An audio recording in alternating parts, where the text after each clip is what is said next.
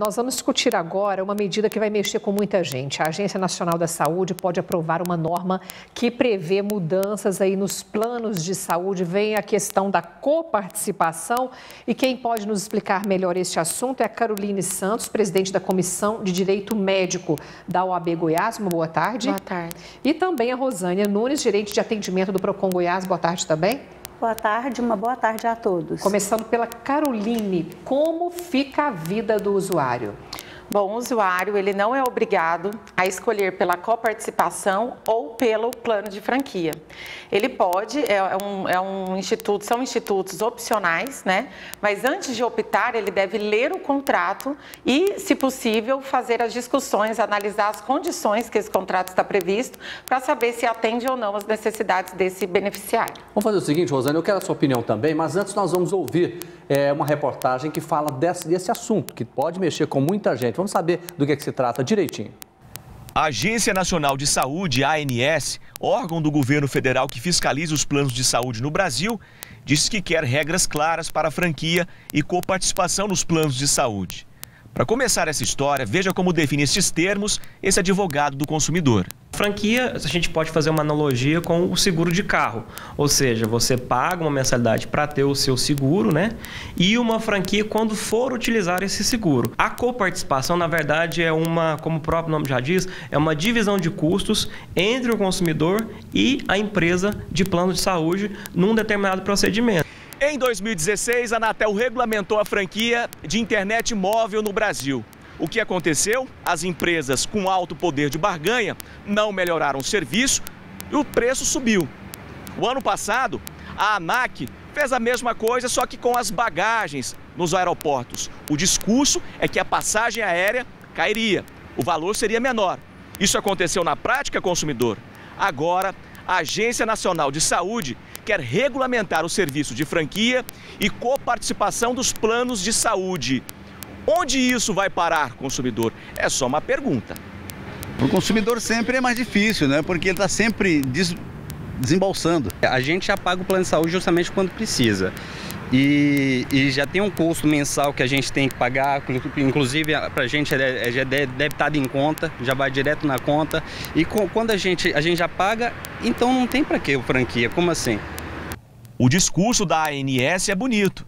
Diz que a medida que está sendo analisada pela Procuradoria do órgão tem o objetivo de evitar disputas judiciais causadas pela falta de regulamentação sobre o limite de cobranças de um pacote mínimo de serviços de um plano de saúde. Segundo fontes, o texto prevê um limite de 40% para coparticipação. Alguns tratamentos como radioterapia, quimioterapia e pré-natal ficariam isentos da cobrança.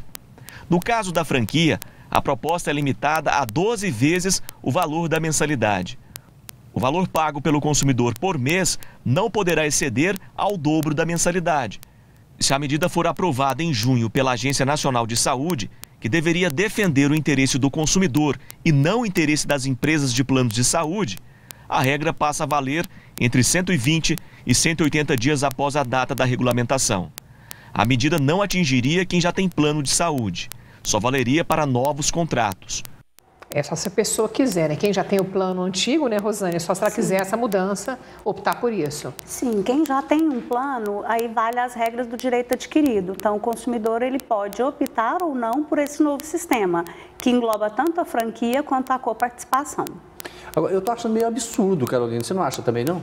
Com certeza, o consumidor ele não pode ser atingido, né, de forma a depreciar a questão da saúde, que é um direito social que está previsto na Constituição Federal.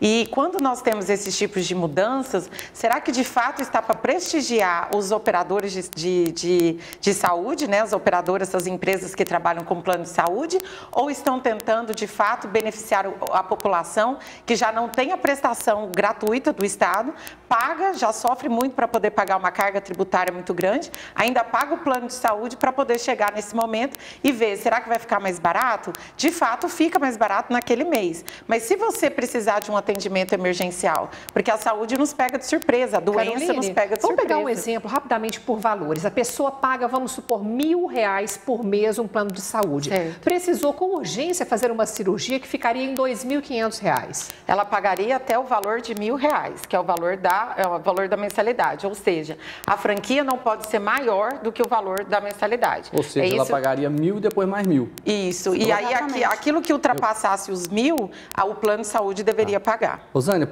eu quero só que esclareça mesmo. Então, quem tem plano hoje não precisa mexer, correto? Não.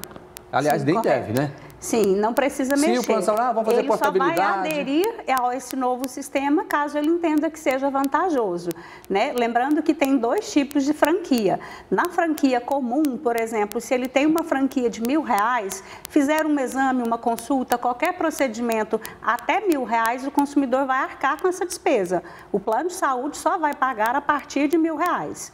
Já na franquia acumulada, por exemplo, se ele contratou uma franquia no valor de R$2.000, ele pode ir fazendo procedimentos, somando, acumulando esses procedimentos até R$2.000. E é a partir daí que o plano de saúde passa a arcar. Eu estou pensando numa situação, é o seguinte, imagine só a situação de um idoso que vai sempre ao médico. Então, se ele paga R$1.000, ele vai pagar R$2.000 todo mês, porque todo mês ele tem exame, ele tem um procedimento, tem uma cirurgia. Exatamente. Vai basicamente dobrar, porque ele pode contratar a franquia no valor que ele quiser, conforme ofertado pelo plano de saúde.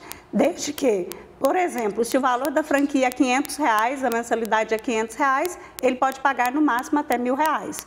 E a franquia também prevê algumas isenções de procedimentos, né? Como foi explicado na nossa matéria, quimioterapia, radioterapia, pré-natal e até 4 consultas anuais. 4 consultas anuais. Sim, exatamente. Imagina para uma criança e um idoso, né? Imagina, para uma criança que tem que ir no pediatra direto. Tem testes de HIV e sífilis, né? Mulheres entre 21 e 65 anos podem fazer um exame preventivo de colo do útero, então se você precisar de mais, não está na cobertura. E quem tem acima de 50 anos pode fazer uma glicemia em jejum. Ou seja, aquele exame, se a pessoa tem diabetes, já está completamente comprometido, né? Tendo que arcar onerosamente muito mais com seu orçamento mensal. Tá certo. Um outro aspecto que nós entendemos que é complicado para o consumidor é justamente avaliar essas cláusulas contratuais, né, e fazer essa escolha, e nós entendemos que pode impactar negativamente na prevenção. O consumidor ele não vai fazer exame de prevenção. Se tiver dúvidas, ligue para o PROCON. Eu quero agradecer, exatamente. Desculpa a correria,